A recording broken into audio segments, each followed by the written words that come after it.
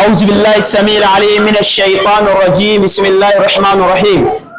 اللهم لا سهل إلا ما جعلته سهلا وأنت تجعل الحزن إذا شئت سهلا. اللهم علمنا ما ينفعنا وزدنا علما. وبعد السلام عليكم ورحمة الله وبركاته. Barkanmu da sake saduwa a wannan masallaci mai albarka, masallacin Marigayi Hamma, wannan unguwa mai albarka, unguwar gidan Bahuri, akan munasabar da ta haɗa mu munasaba ta aure, ta auren al'allama Sheikh Alaramma Alhaji Abdurrashid, wanda aka ɗaura auren shi jiya. Muna roƙon Allah ta'ala ya sanya ma auren su albarka. Kamar yadda muke gani cewa muna tare da babban malamin mu Sheikh Aliyu Yaqub Gobirawa, masani a ilmin muka, cikin su ɗaya daga ciki shine ilmin mafarki, amma ba nan ma yafi shahara ba. Bayan shi kuma insha Allah muna dakon isowar Sheikh Sal Buhari Bodinga sanadiyar wani uzuri, amma dai yana sama hanya yanzu haka insha Allah. Karatun Malam Aliyu zai fara gabatar mana da karatu game da tarbiyyar yara a musulunci. Malam yana da mintuttuka minti 30. Bayan idan ya ƙare insha Allah, sannan idan Malam Sale ya zo shi ma yana da nashi kusan minti 30. Mutane sai su yi haƙuri duba da ko da lokaci ya yi insha Allah karatun sai mun isuwa. Kamar yadda Imamu Malik ya ga wani ana karatu ya tashi zai kira sallah ya ce jira, abun nan da ake karatu ya fi sallan nan muhimmanci, domin in kana jahili baka san ilimi ba kana cikin matsala. Babu buƙatar tarifin waye Malam Aliyu Gobirawa, mun riga mun sani sananne ne, especially wannan makaranta ta Musabbihus Sunna. Daurorin da muka yi ƙarƙashin wannan ba su lisauwa. Zan mika abin magana ga Sheikh insha Allah, yana da mintota ɗaya har minti 30 insha Allah. Allah ta'ala ya datar da malam, ya sa ya faɗi abin da yake zai amfani kowa. Shi muna 11 ga watan 1 na masu ansa albashi 2026, daidai da 22 ga watan 7 bayan jiran mai gida sallallahu alaihi wasallam 1447. Sannan Sheikh Malam Ismail kuna maka barka da zuwa. Bismillahir Rahmanir Rahim. Alhamdulillahi Rabbil Alamin, wassalatu wassalamu ala sayyidina Muhammad ibn Abdullah wa ala alihi wa sahbihi ajma'in, amma ba'd. Assalamu alaikum ya jama'atul muslimin. A yau 22 ga watan 7 miladiyya hijira Nabi sallallahu alaihi wasallam 1447, wanda ya daidai da 11 ga watan 1 miladiyar haihuwa Nabi Isa alaihi salam 2026. Allah madaukakin sarki ya haɗa mu a wannan masallaci mai albarka domin taya murna da kuma munasaba ta aure da ɗaya daga cikin 'yan uwa ya yi don gabatar da wata muzakkira ko kuma tunatarwa ga 'yan uwa musulmi waɗanda yake yana da alaƙa da aure da kuma tarbiyya, wanda mun san cewa bayan aure to ana tsammanin samun zuri'a, kuma idan aka samu zuri'a akwai akwai haƙoƙi da Allah madaukakin sarki ya aza ga shi wanda yake uba, wato ya kula da su ga iyalan shi. To tarbiyya ta yara wato yana cikin abubuwa waɗanda addinin musulunci ya tanadi hanyoyin da za a yin su, kuma yana cikin al'amura masu nauyi waɗanda shari'a take lura da su ga abin da ya shahi waɗanda suke uwaye ne. Ba tarbiyya ta taƙaita ga misali a ciyar, a tufatar da sauransu, ba wannan ɗaya kaɗai a tarbiyya ba, ya ta'allaka ga koyar da yaro da abin da ya shafi ɗabi'u masu kyau da kuma samun mishi wato da hanya wadda take zai samun tsira lahira. Allah madaukakin sarki a cikin Alƙur'ani yana kira ga muminai cewa ya ayyuhallazina amanu qu anfusakum wa ahlikum nara, wato ya ku wanda kuka yi imani ku kiyaye kawunanku da kuma iyalanku daga shiga wuta. A nan malamai na tafsiri tun daga sahabbai har zuwa ga tabi'ai har zuwa ga as-salafus salih sun tafi akan cewa abinda Allah yake nufi a cikin wannan ayat galibinsu suka ce yana nufin ka koyace su ilimin addini kuma ka ba su tarbiyya. Sayyidina Ali radiyallahu anhu da aka tambaye shi fassara wannan ayat abinda yake faɗi cewa allimuhum wa addibuhum, wato ku koyar da iyalanku da ɗiyanku ilimi wa addibuhum, sannan kuma ku ba su tarbiyya. To ita tarbiyyar tana da marahil, tana da matakai daban-daban. A idan muka ce za mu yi magana kan marahilun tarbiyya suna da yawa, kuma lokaci ne an kaban bai wuce minti 30 ba, amma za mu dibi muhimmai daga cikin waɗannan marahil ɗin sai mu yi magana a kansu. Idan aka ce tarbiyya tana farawa ne da lokacin da an ka haihu. Yau an ce an haihi ɗa, to tarbiyyar nan da wannan lokacin ta fara. Kamar da nassi na alƙur'ani ya yi umarni cewa duk inda ubangiji ya ambaci haihuwa gehen abin da ya shafi annabawa ko makamansansu yana dangata shi ga bishara. To shine sai malamai suka ce daga cikin mataki na tarbiyya shine da an haifan maɗa ko ɗiya, to ka yi bishara, ka yi farin ciki kuma ka sanar da masoyanka. In ta waya ce ka kira ka ce na samu ƙaruwa an haifan min ɗa ko kuma an haifan min ɗiya mace. Wannan yana cikin mataki na farko abinda ake bukata ga uba ya gabatar idan aka samu ƙaruwa a gidan shi. To idan muka lura da wannan kenan za mu kasa tarbiyya zuwa mataki uku a taƙaice. Mataki na farko da haihuwa zuwa shekara 3. Da an haihu zuwa shekara 3 shi a mataki na farko. Mataki na biyu da an haihu da shekara 3 zuwa shekara 7. Mataki na 3 da shekara 10 zuwa 13 ko kuma zuwa 12 ko zuwa 14. Waɗannan su ne an marahil na tarbiyya. To idan muka ɗauki mataki na farko an ka ce da haihuwa akwai abubuwan da shari'a musulunci ta tanada a yi. Daga ciki akwai bishara da muka faɗi, ana haifan ma ka kira 'yan uwa da abokan arziki ka yi farin ciki, ka yi bishara cewa na samu ƙaruwa, an haifan min ɗa, an haifan min ɗiya. Shi ne mataki na farko. Mataki na biyu shi kuma wannan ɗan da an ka haifa sai ka ɗauke shi ka yi mai kiran sallah ga kunnen shi na dama, domin ya inganta hadisi annabi sallallahu alaihi wasallam lokacin da an ka haifi alhassan ya ɗauke shi ya yi mai kiran sallah da kunnen shi, kamar da al-Imam Abu Dawud ya rawaici hadisi da kuma al-Imam Tirmidhi duka sun rawaici wannan hadisi da annabi sallallahu alaihi wasallam da aka haifi sayyidina al-Hasan, domin da sayyidina al-Hasan da sayyidina al-Husaini ba ɗaya rana aka haife su ba, akwai bambanci, sai da an kahi wanga daga baya an kahi wanga, ba 'yan tsara ba ne, illa dai wasu suna ganin kilan kamar tawaye ne, to ba tsara ba ne. Al-Hasan aka fara haihuwa, shi ne annabi sallallahu alaihi wasallam sai ya ɗauke shi ya yi mishi kiran sallah ga kunnen shi. To wannan shi an mataki na biyu. Bishara, ka fara yin bishara da an samu mahaihuwa ko ɗa ko mace sannan kuma ka yi mishi kiran sallah. To mataki na uku shi ne at-tahnik.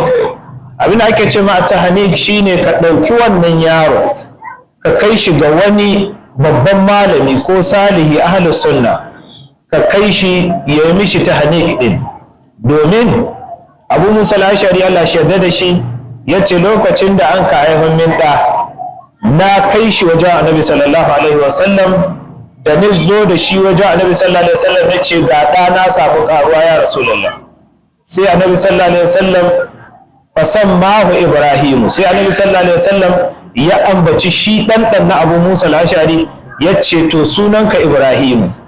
Sa'an nan shi Abu Musa al-Ash'ari ya ce fatahannakahu bi tamratin, sai annabi sallallahu alaihi wasallam sai ya tamna dabino ya ɗibe shi ya sama yaron ga baki ne.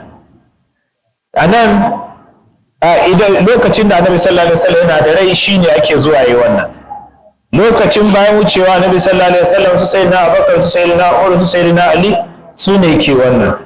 Mu ma lokacin mu muna da manyan malamai ahlus sunna waɗanda suke an yarda da salaha su ne za su yin wannan. In ka ga dama an ka yaro ko diya ko mace sai ka taida da dabinonka ka dubi malami na ahlus sunna na unguwarku wanda an ka yarda da salaha shi sai ka kai mai shi ya tamna dabinon nan ya samu yaron da baki domin alfa'ali ne domin ya samu albarka shi wannan wato wannan malami wanda aka kai shi gare shi. Wannan shi an mataki na uku kenan. To sai mataki na hudu shine idan an kahi yaro an kai mai waɗannan tahanish din to sai isti'dadi na yin suna, a yi ma yaro suna a sa mishi shi already in an kahi yaro da an haife shi Annabi sallallahu alaihi wasallam ya ambata sunan ɗa ya ce suna ne wani. To don haka sai a shirya cewa yaushe ne sati in ya cika sai a yi ma yaro suna, kuma cikin haƙoƙin da yaro yake da shi gare ka shine ka samu mishi suna mai kyau. Ka samu mishi suna mai kyau, kada ka samu mishi suna wanda yake idan aka auna sunan za a gane shi yana nuhin wani mugu abu ko kuma yana nuna tsalkake mutum. Duka Allah bai son wannan. Allah bai son guluwi, domin in an ka ambaci mutum da sunan da ka nuna kawai bai da laihi ko mutum ne wanda yake shi tsalkakakke ne, shari'a ba ta yarda da wannan ba. Annabi sallallahu alaihi wasallam lokacin da aka kawo matar shi Juwairiya ya tambaye ta me sunanta, sai ta ce ana ce min Burratu, shi a sunana Burratu. ya ce haka suka kiran ki? ya ce auda dai an ce miki Juwairiya, ya ce a dai ambace ki boye Allah ya yi a ce miki Burratu. Da an ce Burratu kama ana nufin ba ta da laihi. Annabi sallallahu alaihi wasallam sai ya canza wannan sunan. To anan akwai gaba mai muhimmanci, wane ne yake da haƙƙin ambata sunan ɗa? Uwa mace da ta yi kayan ciki ne wata 9 ta yi wahalhalu, ko uba namiji wanda shi ya ɗauke da takalifin uwar da ɗan?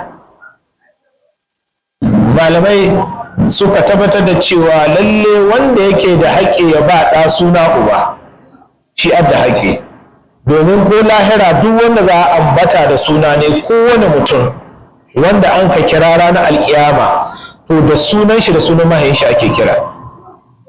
Za a kira fulanin mu fulani, haka za a kira wani dan wani, ba a cewa wani dan wanci.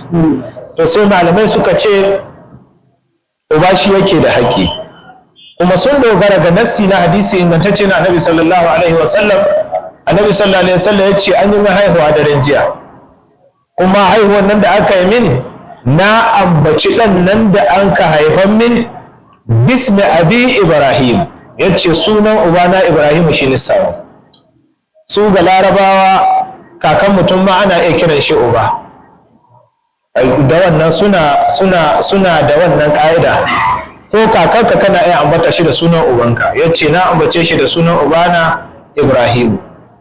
Kuma Annabi sallallahu alaihi wasallam an lura cikin sunaye yana son Ibrahim sosai, domin Annabi sallallahu alaihi wasallam yana alfahari da Annabi Ibrahim alaihi salam. Ko Abu Musa al-Ash'ari da ya kai mai dan shi caye ya ce mai gashi nan an haifan min ɗa, sai Annabi sallallahu alaihi wasallam ya ce to suna ne Ibrahim. Shi ma an ka haifan mai, shi ma ya ce suna ne Ibrahim. Don haka Annabi sallallahu alaihi wasallam yana so haka nan. Ko nan wasu manya muna ganin Sheikh Usman bin Fodi ta game da Allah bin rahmatu wa ridwan, da an yi haihuwa an ka zo an ka ce mishi in dai mace ta, da an ce mace ce ko bara an ka samu wa Hadijatu ya sama cikin ɗiya ne ya sa su sun kai guda 8 nashi, amma kuma kwakkai mai ɗa in dai mace ta yana cewa a sa kubura saboda girmanta da matsayinta ga Annabi sallallahu alaihi wasallam. Mun san Aisha Allah shaida da ita ta ce na ta kishin Hadija sai dai nika ji bari, don Annabi sallallahu alaihi wasallam ko tana da bata da rai ma abokanta Annabi sallallahu alaihi wasallam na ganin girman su. Haka ɗaya ka ɗauka kyauta ya musu don ɗaya matsayin ita Hadija da contribution da ta bai da gudunmuwa da ta ba su a wajen addini, taimakon addini. Wannan a ce aka ce uba shi yake da haƙƙi, amma babu laihi ku yi negotiating da matarka. An haihu tana da wani suna da take so a sa, kai ma kana da wani suna da kake so a sa, sai ka zauna ka lura ta cewa ki bari in wanga an ka sa mai kaza, ni kuma wani next turn da zai zo sai a bashi kaza. Wannan babu laihi ga wannan, malamai su ce ana yin wannan. Bancin an yi wannan na suna, an tabbatar da wanda zai sa, sai ka zaɓa mishi suna mai kyau. Annabi sallallahu alaihi wasallam yana kyamar suna mara kyau, yana kyamar suna wanda an ka haihuwa kuma. Mun haɗu ya canza matar shi suna Burra, ya ce mata Juwairiya. Sannan kuma wani ya zo za a tatsan ma Annabi sallallahu alaihi wasallam akuya, nono akuya, sai wani ya duka zai tatsa, sai Annabi sallallahu alaihi wasallam ya ce mi sunanka? Sai ya ce mai harba suna ne, sai Annabi sallallahu alaihi wasallam ya ce kakka tatsa, domin suna yana tasiri. Duk wanda ya samu ɗane mugun suna sai ka ga musibar tana ta bibiye shi. Sai na Umar ya ce ma wani, ya tambaye shi kan wata matsala, an yi mai gobara, ce mai ni suna ne, ya ce mai ya ambaci wani suna, ya ce Shihab ne, ina tsammanin ko wani makamancin haka. Sai ya ce wace unguwa hake, shi ma ya waɗi. Sai na Umar ya ce ku kun ka halaka kanku, don kun ɗauki sunaye waɗanda suke da matsala kun ka sa kanku. To da haka sai ka dibi suna mai kyau wanda yake ka diba kai ko sahaba Annabi sallallahu alaihi wasallam. In ka samu ɗanka sai na Abubakar za ka same shi mutum ne mai riƙon sunna, wanda yake kuma mai yawan kyauta, mai yawan alheri. In kuma ka samai Sayyidina Usmanu, yana da yawan tausayi, yana da taimako, yana da duk waɗannan abubuwan za su biya. Kai ko gari ana so a ambace shi da suna mai kyau. Sai sashen Usman ya maganin ga ƙofa 8, ƙofofi 8 a cikin garin, da tafa'uli da ƙofofin aljanna. Sannan ya ambace shi, in kun ga an rubuta sunan Sokoto da Larabci, in ma bisadi au bisini, ɗayan biyu. Duk malamai sun tabbatar da ko dai ka rubuta da sad ko ka rubuta da sin. Duk wanda ya rubuta da sad akwai ma'anar da yake nuhi, duk wanda ya rubuta da sin akwai ma'anar da yake nufi, kuma duka ma'anonin masu kyau ne. Idan ka ja ambaci an ce Sokoto bisadu, wai kana nuhin ta sukku anaqil jababira. Garin Sokoto duk wani kangararren mutum wanda ya kawo garin hari, to Allah na rinjayar da Sokoto gare shi. In an rubuta shi bisadu, in an sa bisadi haka zai zo. In kuma an rubuta bisini, to yana nuhin as-sukun, natsaccen gari. To don haka kenan ana da bukatar ka sama ɗanka suna mai kyau wanda shi ma zai yi tasiri. Ka samu kuma waɗanda abubuwan sun yi tasiri haka nan. Akwai wanda muka interview da shi, ba musulmi ba ne, ya ce ɗan uwani ya zo na shekara 8 Sokoto, amma da ya koma can garin su ɗabi'u ne sun canza. Bai musulunta ba ka, amma ɗabi'u ne sun canza. Za ka ga mutanen Sokoto suna da natsuwa, kuma suna da tausayi, kuma suna da taimako. To wannan sai ƙa'ida ta 4 cikin abin da ya shahi tarbiyyar yaro in an haife shi. Kai mai kiran sallah, kai bishara, kai mai kiran sallah, a yi mai tahniki, a zaɓa mishi suna mai kyau. To in ka yi waɗanda ka ƙare, to sai a shigo marhala kenan da waɗanda kwanakin na haihuwa da abin da ya biyo bayansu, sai kuma abin da ya shahi shekara 3 na haihuwa, da haihuwa zuwa shekara 3. In yaro ya kai shekara 3, lokacin ne ya fara iya ɗiri, baki ne zai bude, in ya ji kayan magana, duk ko abin ƙwarai ka faɗi ko ba abin ƙwarai ka faɗi ba, da ka faɗi sai ya faɗi. To wannan marhalar ana da bukatar cewa kai uba kai mai tadbirin da za ka yi mai na farko talqini na kalmar shahada. Da yaro ya fara buɗe bakin shi, to kai mai talqini na kalmar shahada. In kai mai talqinin ya iyata, sai ka koma zuwa sai ka koya mai sira ta Annabi sallallahu alaihi wasallam, tarihin Annabi sallallahu alaihi wasallam, da tarihin sahabbai, da tarihin tabi'ai, da tarihin as-salafus salih, da koya ma ganin girman malamai. idan ka yi wannan ka koya mai ganin girman malamai annabi sallallahu alaihi wasallam mataki na farko ka koya mai ganin girman sahabba annabi sallallahu alaihi wasallam ka koya mai ganin girman malamai da as-salafus salih to yaro zai tashi da wannan to in ya tashi da wannan matakin to shikenan sai ka taho ka aga mishi har da ta alqur'ani malamai suka ce matakin da zaka har aza mishi na har da shine daga fahimtar shi idan yaron nan yana da kaihin basira zaka fara koya mai aya ɗaya kullum ya haddace aya guda in yaro yana da kaihin basira to sai ka ƙara mai aya biyu in yana da basira sosai sai ka ƙara mishi aya uku in yana da basira sosai sai ka ƙara mishi aya huɗu in yana da fahimta sosai sai ka ƙara mishi wato da harda idan aya biyar in ka aza mai ayoyin ga biyar duk wanda yake so ya hadda alƙur'ani ya tsaya mishi har da nan ta tabbatu gare shi to kada ya ƙetare aya biyar Abdullahi dan Umar Allah shaida da shi yace ku koyi karatun alƙur'ani kuna karatun aya biyar in har da ce kuke so ku yi to ku zanka yi kuna karatu aya biyar yace domin ƙur'ani an saba kashe shi ga annabi sallallahu alaihi wasallam hamsan ayoyi biyar ne to don haka sai ka koya ma yaron ka da koyon har da aya ɗai aya biyu aya uku amma kada ka wuce aya biyar to in ka ana shi bisa ga waɗannan matakai to yanzu ga matakin da yake da haihuwa zuwa shekara uku to tarbiyya ce za ta tahiya da irshadi babu bugu ciki babu tsawata ciki babu ba da tsoro har abin da ya kai shekara 7 yana hawan shekaran nan 7 to shi kenan sai hukuncin zai canza amma ɗan tsakanin gana da haihuwa zuwa shekara 3 ya za a yi kai mishi tarbiyya tunda ya iya tafiya ya iya ɗumi kuma yana iya yin wasu abubuwa waɗanda ba daidai ba to sai malamai suka ce shi ma kanshi yana bisa ga maratib guda 3 maratib ɗin ga guda 3 shine martaba ta farko mataki na farko yaro ya iya ɗumi ka aza shi bisa ga waɗancan ƙa'idodi ya shiga horo ba za ka buge shi ba ba za ka tsorata shi ba amma dai suka ce mataki na farko shine ka sarkahe bulala kwalonka inda kuka haɗuwa duk da yaran ka samu bulala mai baki biyu sai ka sarkahe ta amma in ka zo da ita sai ka gwada mai ka ce in mutum ya lehi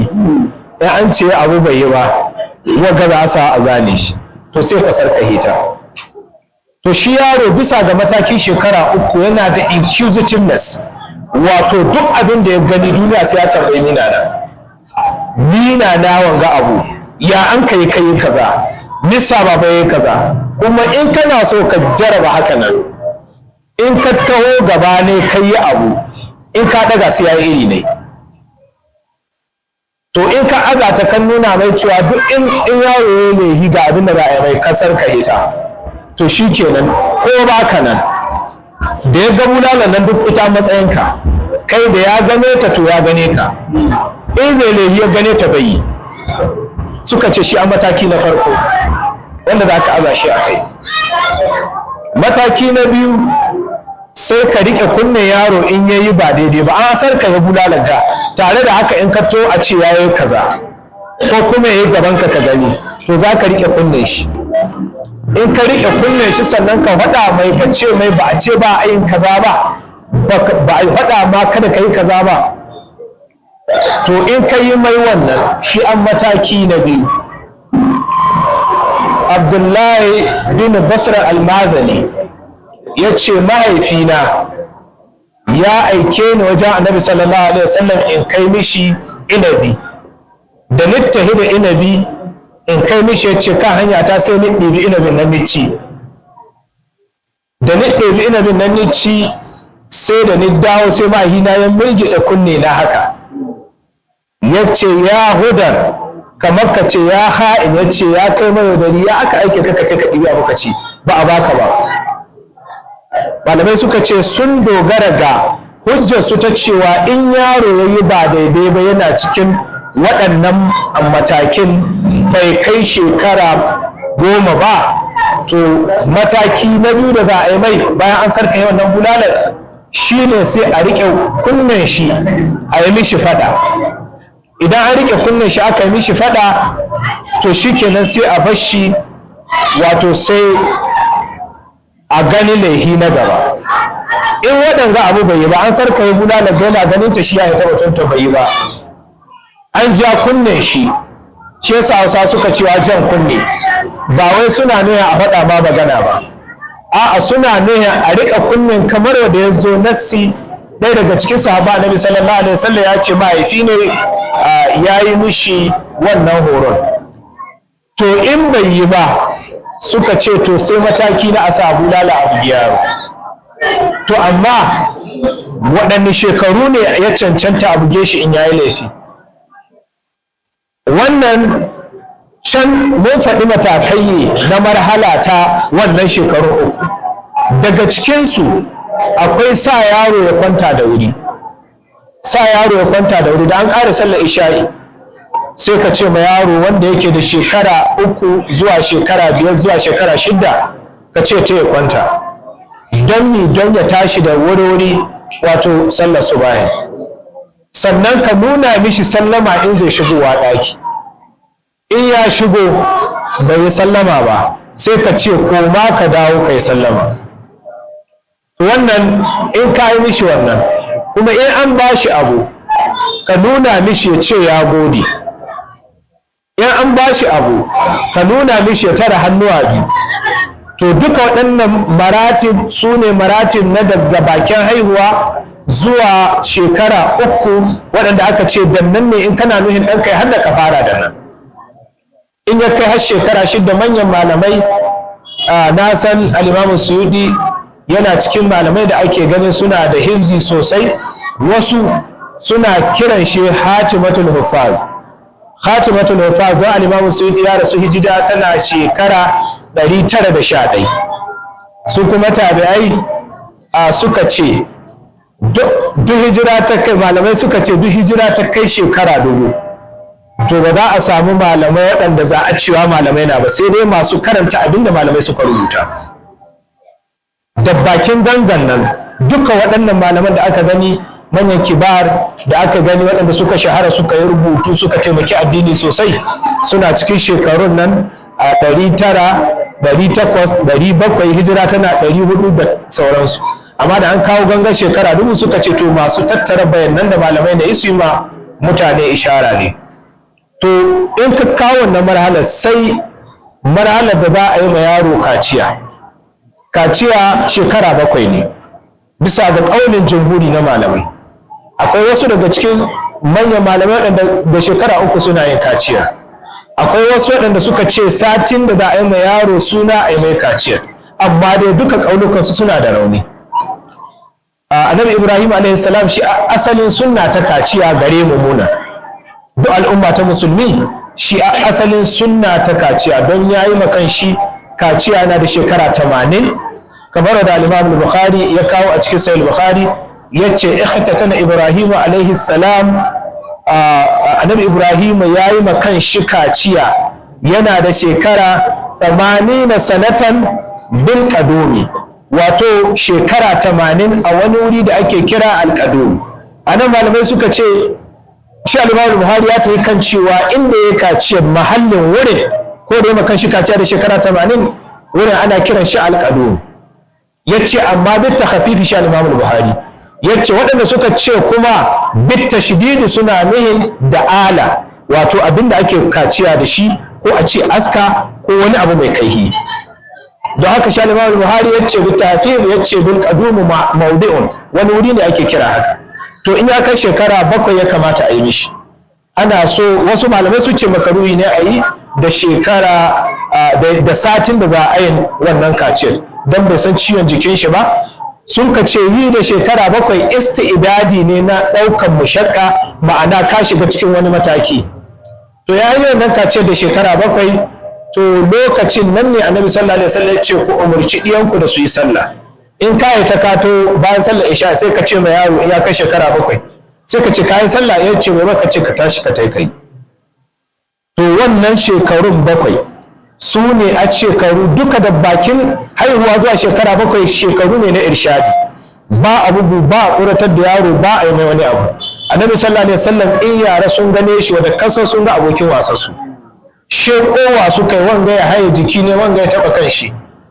Abdullahi dan Ja'far al-Tayyar yace muna yara in Annabi sallallahu alaihi wasallam muna wargi mu a gane shekowa muka yi mu ruhe shi sai Annabi sallallahu alaihi wasallam ya dauko abu sai haka ya ce wanda duk ya amshi abin gana ba shi sai ya dan sako shi yaro yana ta gwada tsawo ne yana yi sai ya yi ka wasu kama sai ya aje shi da ba su iya taba shi sannan su kama tuwa suna ba Annabi sallallahu alaihi wasallam hannu yana gaisawa da su akwai wanda ya dahi kan shi na gani Abdullahi dan Ja'far al-Tayyar ne dan shi an ce ya tsoha ya rura amma wurin da Annabi sallallahu alaihi wasallam ya tabe shi wurin gashin bai furfura ba.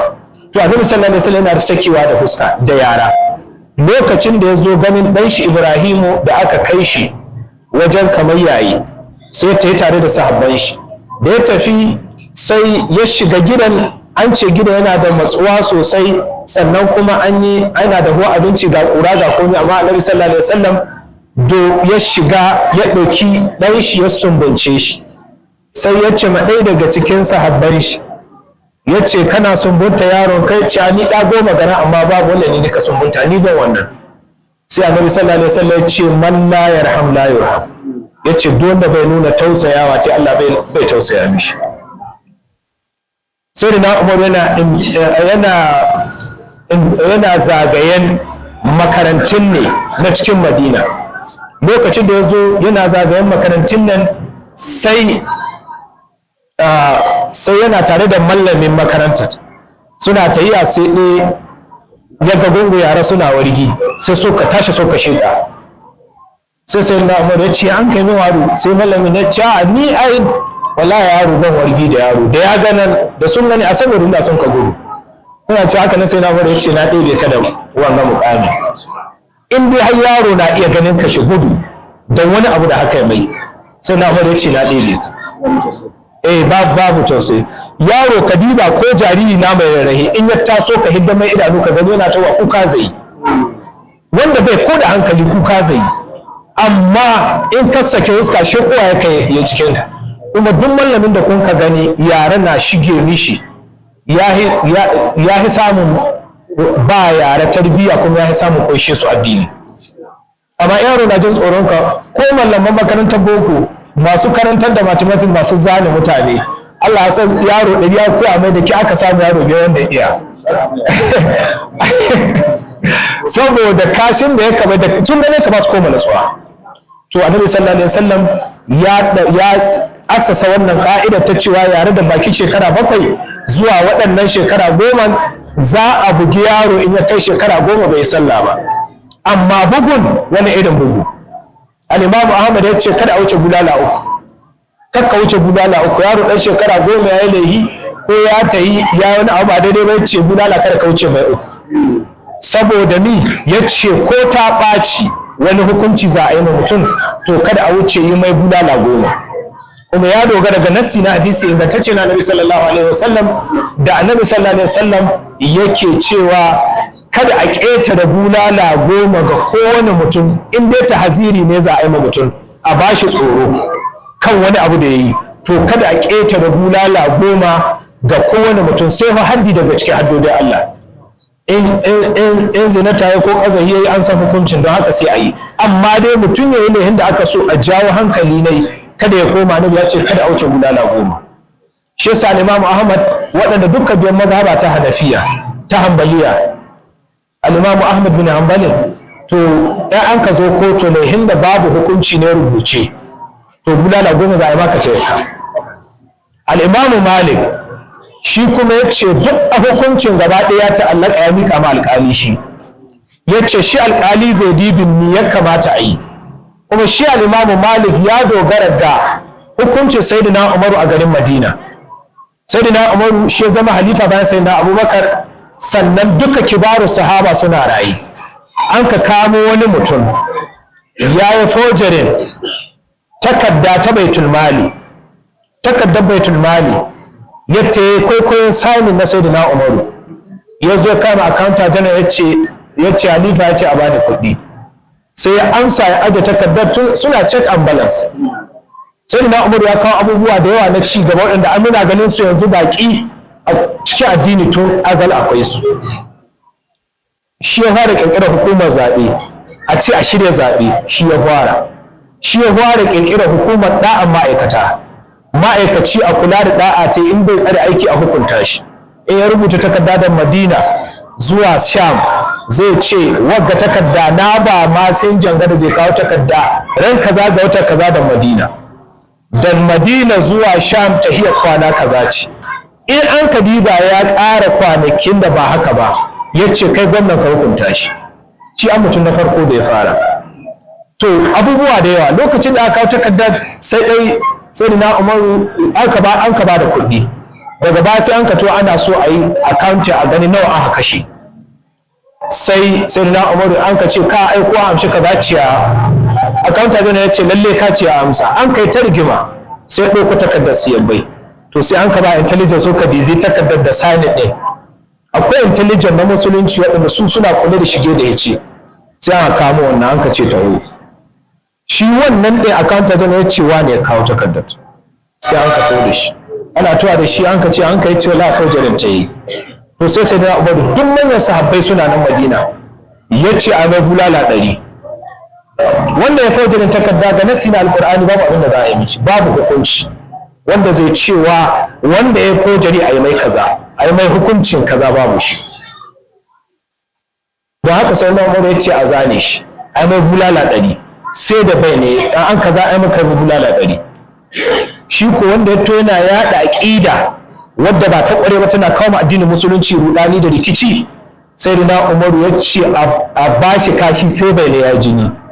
Don wasu fatoyi na aikatuwa da su waɗanda Allah da manzo ba su yi umarni da su ba yana so ya kawo rikici sai na Umaru ya sa an ka zane shi sai da bai ne ya jini. To sai shi al-Imam Malik ya ce to alƙali ya diba mu ya kamata a yi don wanga hukuncin da sai da na Umaru ya yi. Shi kuma al-Imam Ahmad ya dogara da nassi na wancan hadisi ya ce to kada a wuce bulala 10. To don haka ana nuna min lokaci yayi marahil na tarbiyya kamar da muka faɗi guda 3 ne amma dai mun magana kan da haihuwa zuwa shekara 3 ko mai magana kan da shekara 3 zuwa shekara 7 su ne shekaru na irshadi. Waɗanda shekarun ba a bugun yaro in bai kai su ba a bugun in yana cikin shekara 7 har zuwa can ƙasa duk abin da ya lura shi za ka yi don zai rika. In kuma ya kai shekara 7 shekara 10 to wannan lokacin ne an ka ce ka bugai mun faɗi a kawaluli al-Imam Ahmad ya ce kada kauce mai bulala 3 in yayi ka bashi bulala 3 ka ce to kar ya koma. Sai abin da ya shafi wato hukuncin gaba ɗaya na shekarun 10 su ne a hukunci na abin da ya shafi a buga da nan shekara 10 zuwa 13 shikenan mutum ya hita da wannan hauzin. Subhanaka Allahumma wa bihamdik ashhadu an la ilaha illa anta astaghfiruka wa atubu ilayk. Hausa suka ce lehin daɗi ƙariya ko to hukuncin azama malamin ko ko mace ma musan ya kai mun a ba shi rika miliyan guda ba da yanayin da muke ci an ɗaya latti amma muka ce insha Allah Sheikh ya yi taunin cewa da ni ta in ba shi awa ɗaya amma duba da lokaci ya ce minti 5 kuma kaga dole yanzu ni in ƙara ba ya ƙara gugu da minti awa ɗaya zai yi to na mishe su minti 30 yana daga minti 10 zuwa wannan lokacin duk lokacin da ya ga dama ya tsaya amma dai ne daga minti 10 zuwa nawa ko 30 da shi kaɗan ta yi wannan tsakanin kuna da mallan yanzu insha Allah sai mu ƙari sai dan ci wani abu akan abin da shi malam Ali yayi magana game da tarbiyyar yara. Insha Allah na farko zamu yi muna maraba da ɗalibai na makarantar Darul Hadith Salafiyya Sokoto/Bodin gaba zan ce Bodin gaba/Sokoto Sokoto sannan a sa Bodin ga can gaba.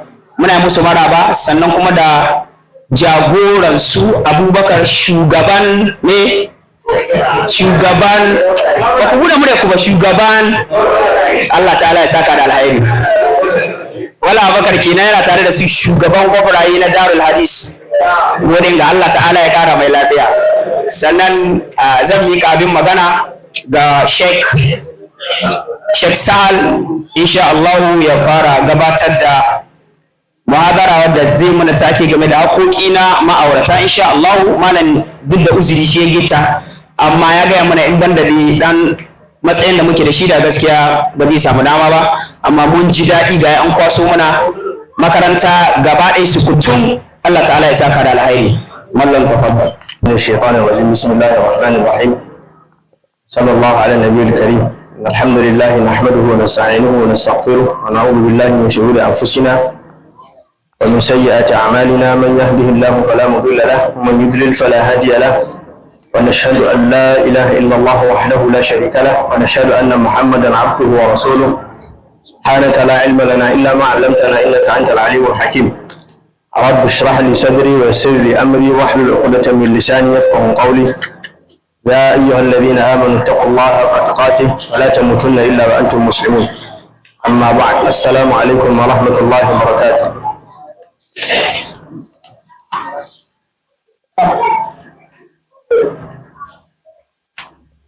muna godiya ga Allah subhanahu wa ta'ala ya ba mu isasshen lafiya da dama domin mu cika alƙawalin da aka sanar da jama'a kan za a gabatar da karatu ko kuma ƙwarya-ƙwaryar walima wadda kuma daga cikinta malam ya riga ya gabatar da karatu duk irin karatun da ya kamata a ce an gabatar.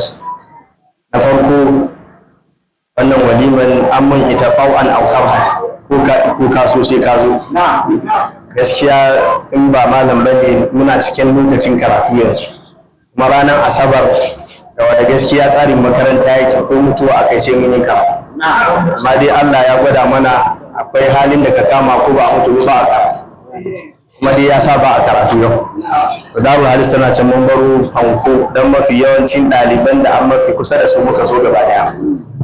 Sannan wayanda suka karɓa gayyatar da aka yi muna roƙo ga Allah subhanahu wa ta'ala ya mai da su gida lafiya. Dan kuma Allah ya sa mu kuma abinda suka shigo su saurara su amfana mu ma mu amfana. Malam gaskiya da naga yana gabatar da karatuka ka san Hausawa na cewa ko Musa da Musa ne. In ka ji malam na magana baharul ilmi ne, kowane bangare zaka ji ya taba. In ka ji an ce mai danni in ka kira sunan shi ba zan ce ma gashi ba, amma in ka ce mun mai fassara mafarki zan fi gane shi. Amma dai in yi magana za ka tabbatar da baharun fil ilmi na kawai wani kogi ne wurin ilimi shi. Muna roƙo ga Allah subhanahu wa ta'ala ya tabbatar mai da haddashi. Bayan nan kuma wannan auren da aka gabatar muna roƙo ga Allah subhanahu wa ta'ala ya ba su zaman lafiya. Bisa Darul Hadis in ta gabatar da walima ƙoƙarin da take yi na farko za mu sa cikin rekod cewa tana daga cikin walimar da makaranta ta gabatar. In Allah ya ba mu dama muka gina namu foundation ko jami'a muka gina, yaron da zai biyo wannan tsafan kyauta zai yi karatu makarantar Darul Hadis. Allah ya yi ba. Sannan bayan tsatso nasu za mu ma wannan dangin rajista, duk wanda ya taso free zai yi karatu inda yana da buƙatar karatu hannu. Sannan Allah ya ba mu damar gina kamfani, shi ma yaron zai yi aiki wurin kyauta. Makaranta kuma za ta ba shi daga cikin mafi girma daga cikin waɗanda za su yi aiki ƙarƙashin wannan Darul Hadis. A san zurfin ciki ne makaranta take da shi Darul Hadis yanzu, amma dai makaranta na cikin shiryen fara foundation ɗin ayyukan da za ta fara, kama ga nursery, primary, secondary, diploma har jami'a za mu gina in Allah ya yarda. Sannan jami'an kuma za a mata shirye-shiryen na gina mata kamfani mai zaman kai ne nashi ne da ƙarƙashin ta yake aiki.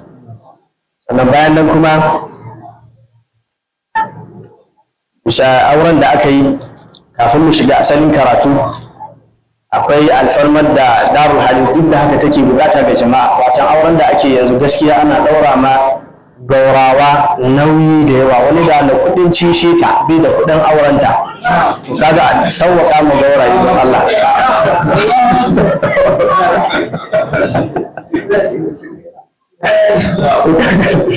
To kaga ana wahalar gauraye. Allah da za a sauwaka auren mu na yau da baka san iya wanda yanzu yana da 'ya'ya da yawa ba. Na farko kenan. Na biyu kuma zina ta yi sauƙi, aure ya yi tsada. zina yau za ka haɗu da mace, yau za ku shirya, yau za ku samu wurin da za ku aikata alfashin. Amma aure ko ganin ta kai ne mata magana ma wani aiki ne sai ka biya, an san namba sai ka biya, ka kira ta sai ka biya, ku tattauna wahala. Aƙalla sai an yi zama ya fi 10 tsakanin dangin ta kaɗai kafin a yi auren. To kaga aure ya yi tsada, amma kuma zina ta yi sauki. Dan Allah duk wanda a wannan wurin ya sa ran shi in Allah ya bashi ya, shi ba zai wahala wanda zai zo neman ta ba. Ko ɗaliban darul hadis ba san wannan ba, ni dai duk wanda ya zo neman ƴata ka tabbatar da ranar da ka zo ranar za a ma aure ko goma. Ba zan wahala kai ba gaskiya.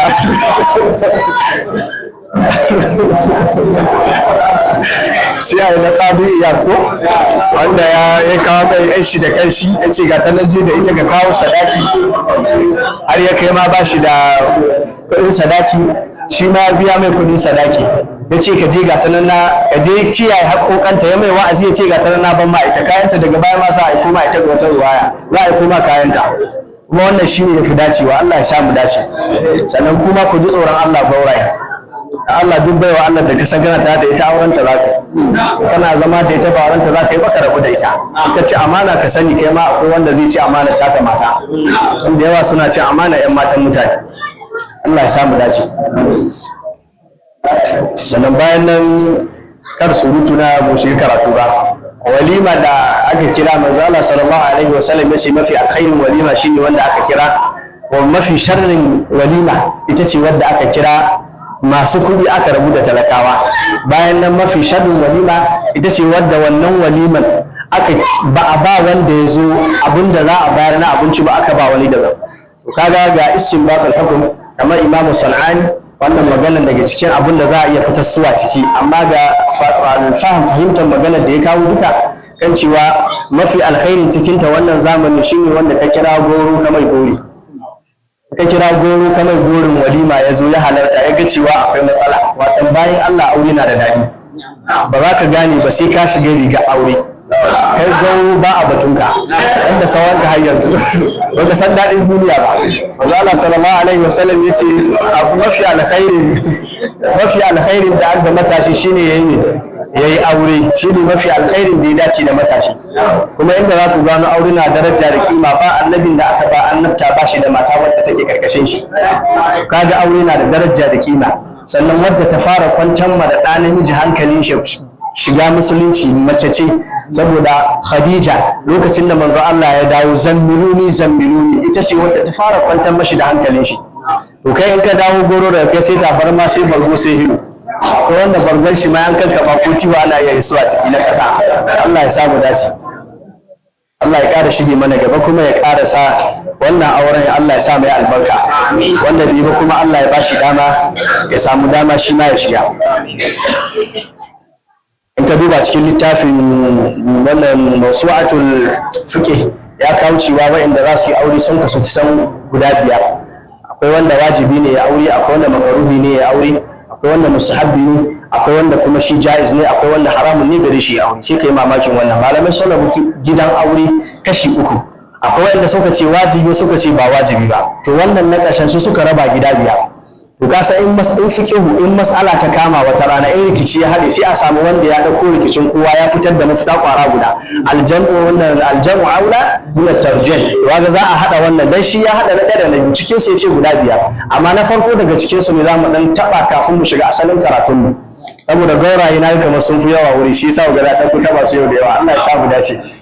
Ya kawo cewa akwai na farkon su wanda shi wajibi ne ya aure. Kaga wanda aka kawo wajibi ne ya aure, wanda a yau waje bai aure suka ce shi kuma ya cika ka'idoji guda 3. Na farko yana da iko, yana da ra'ayi, sannan kuma yana da isassar damar da zai iya aure lafiyar shekaru. Kaga duk gora yanzu ba wanda zai ce ba shi da aure. Akwai wanda da ka gane ka sai in yi wata baya mai aure ba akwai matsala. Wata in muka ce darul hadith ta tara gauraye da yawa, dan duk cikin su ne da aure. To kaga akwai wanda ni na san ka hayar azumi ba mu aure ba akwai matsala.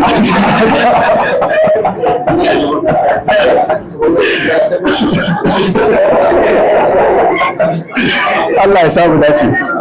Allah subhanahu wa ta'ala ya ce daga cikin ayoyin da daga cikin ayoyi malamai suka ce wa min ayatihi da Allah subhanahu wa ta'ala daga cikin ayoyin da daga cikin damammakin da ya ba bayin shi daga cikin ni'ima da rahmat da ya ba bayi saboda al'aya tana da sifat da yawa waɗanda Allah subhanahu wa ta'ala yake kamawa cikin Qur'ani to wannan daga cikin damar da Allah ya ba bayin shi ya halittan musu azwajan da Allah subhanahu wa ta'ala ne sai ya ce azwaj bai kira ya ce nisa ba dalili kuma mace tana samun bambanci tun daga ran da ta yi aure kamar wanda namiji yana samun bambanci tun daga ranar da ya yi aure inda za ku dan taba wani abu ku gano bambancin da annan ko constitution yau ka kai goro ƙara da mai aure akwai bambancin sel din da za a aje su in za a bi ka'idar constitution mai aure kai shi ƙara in yana da 'ya'ya matsala ce sai ka ɗau nauyin 'ya'yan shi kaga wani nauyi ne saman kanka amma goro ka rufe banza bala'i ne uban shi zo ne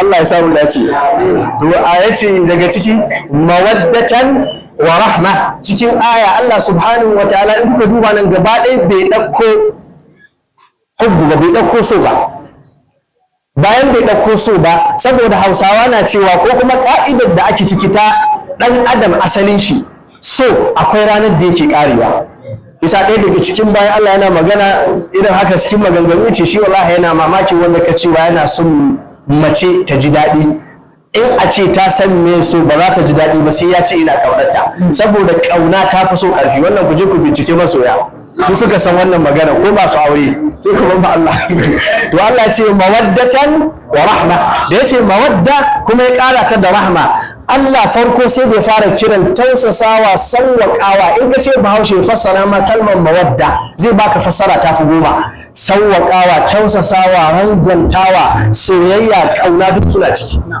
duk suna da gaske abin da an mawadda sannan sai ƙara da wa rahma bai kira su ba saboda aure yana da haƙƙoƙa guda biyu akwai haƙƙi na addini akwai haƙƙi na al'adantaka ta Bahaushe to kai matsayinka na mai aure mace kamar mota ce ba ka hawa ɗaya ka hau ciki sai an koya ma zama da ita in ka yadda aka ma aure ba ka iya zama da ita matsala ba ku samu ko dai ka buga ko ta buga ɗayan biyu sai an yi guda in har gidanka ne sai dai ta fita in gidanta ne sai kai ka fita za a yi guda saboda da za ka hau mota ba a koya ma wanda za ka ja stali da totul ba to kwatankwacin wanda ya aure bai iya zama da mace ba ne yanzu duk maganganun da kaji tana yi in ba kai ba ba ta kwana ba ta abinci wallahi duk ƙarya ne sai kun yi aure wallahi ko kai aure ta gasa ma ta magana sai ka aza gaba ɗaya wanda ba ku taɓa haɗuwa ba musulma ba shi masu aure sun san wannan shi sannan sai ku tabbatar da cewa fa haƙƙi na aure ba wai ka biya mata bukata bane kadai dan kafin ma mu shiga cikin karatu ne da yawa fa matasa wurin aure shi kan abin da yake ɗauka ɗan wannan fitowar da take tana yawo yana ganin jikinta na fitowa shi ke jan shi dukkan ɗan aure sai an ma auren a baka wata uku ɗaya ya ishe ka kafin a ma aure yanzu ba duk wanda ba gauro zaka je na cewa ya rata da Allah takwas ta rufe gidaje ni na san wanda shi ya tarce mu da Allah takwas ta bi hituwa a duk wulakanci mu gama ya rata da Allah takwas ta ya rufe bi hituwa wallahi sai ga mu da shi har dai muna labari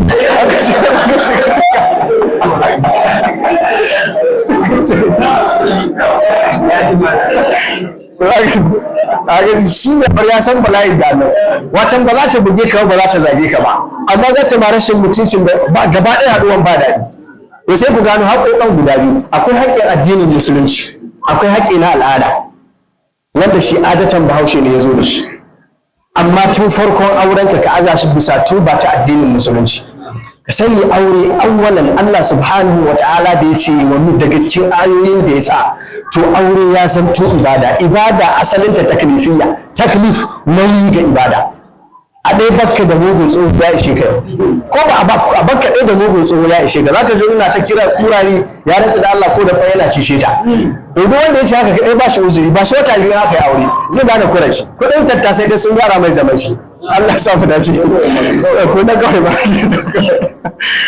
to haɗin da Allah addini awwalan na farko daga cikin su ya zama to ita da ka aura ka fara kiyaye mata dokoki na Allah subhanahu wa ta'ala mace na da kasawa saboda adatan Allah subhanahu wa ta'ala wurin bayyanar da ita da kiranta ita mace ko wurin hankali namiji hankali uku gare mace hankali in an ƙara a ce mace hankali uku gare ta namiji hankali 4 gare kana da hankalin addinin musulunci kana da hankali wanda Allah subhanahu wa ta'ala ya baka na matsayinka na bashariya na dan adam, saboda Allah ya kira dan adam cikin Qur'ani, to ya mallaka mai wani hankali wanda Allah ya bashi. Sannan kana da hankalinka na zaman ka ɗa namiji, bayan hankalinka da zaman ka ɗa namiji kana da hankalinka na auren da zaka yi.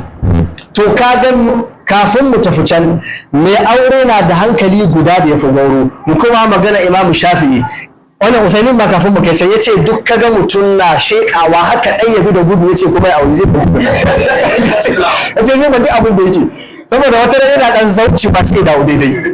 Allah ya sa mu dace. To ita tun tana da rangwame. Sannan can manzo Allah sallallahu alaihi wasallam yace fa inna kunna nuqsanul aql, domin kuna da rangwame hankali. Sannan bayan nan suka ce to ya rasulullah ne matsala, yace babban matsalar duk wata kuna da wani rangwame na ibada da kuke samu ta sallah. To saboda nan akwai wani rangwame da Allah ya baku da shi.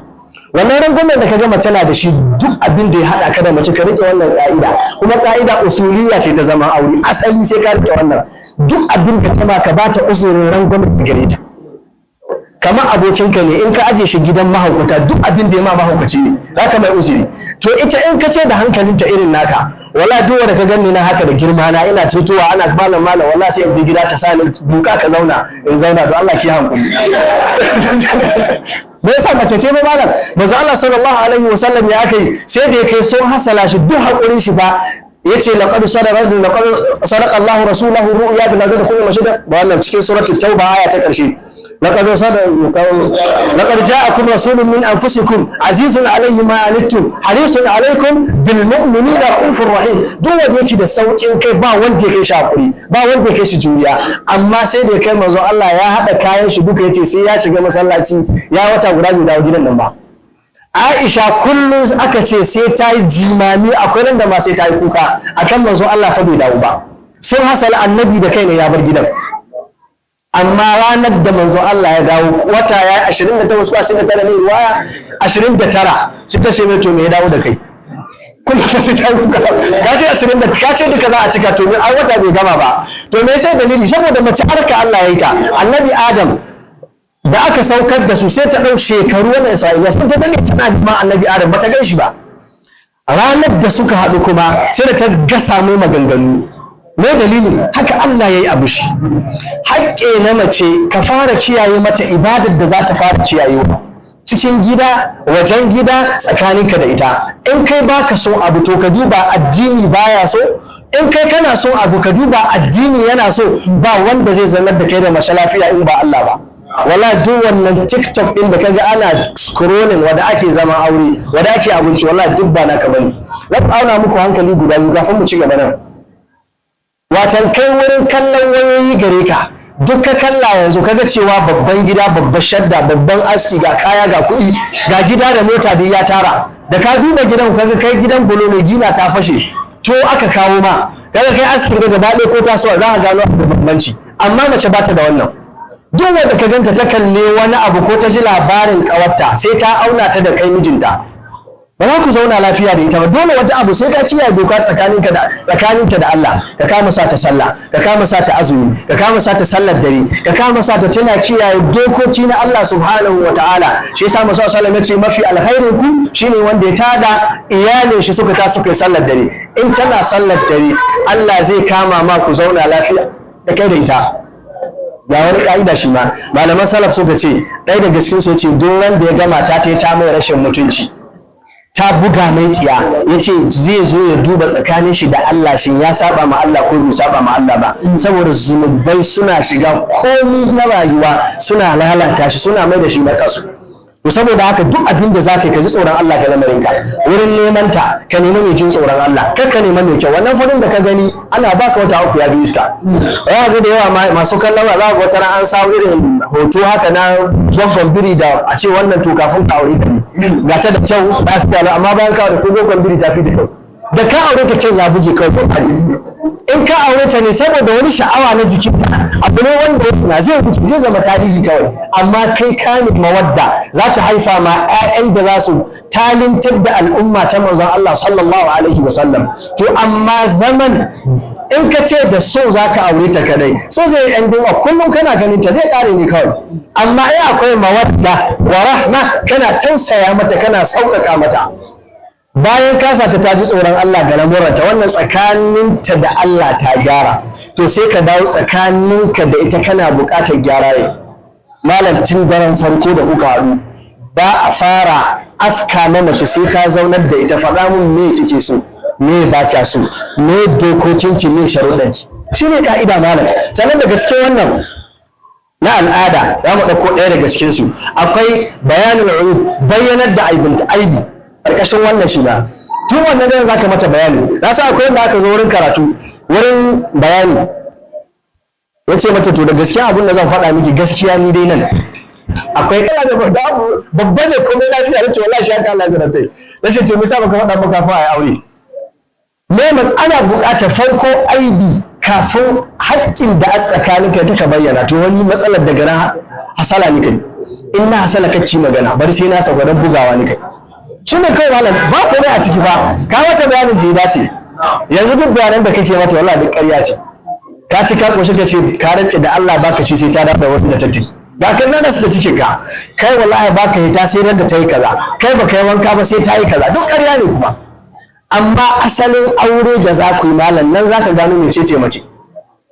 Wannan da aka zo ana ta kai haƙuri wa ne ce to misa haƙuri ina son da tana suna, aka ce kai haƙuri ko gane ce a ta haƙuri sai ce ka Allah ku bari dan wallahi ko da aka yi aure sai ka raka sallah asuba tun karfe 4 ya bude garka cin oban shi yana kuka ashe bakin garka ya kwana.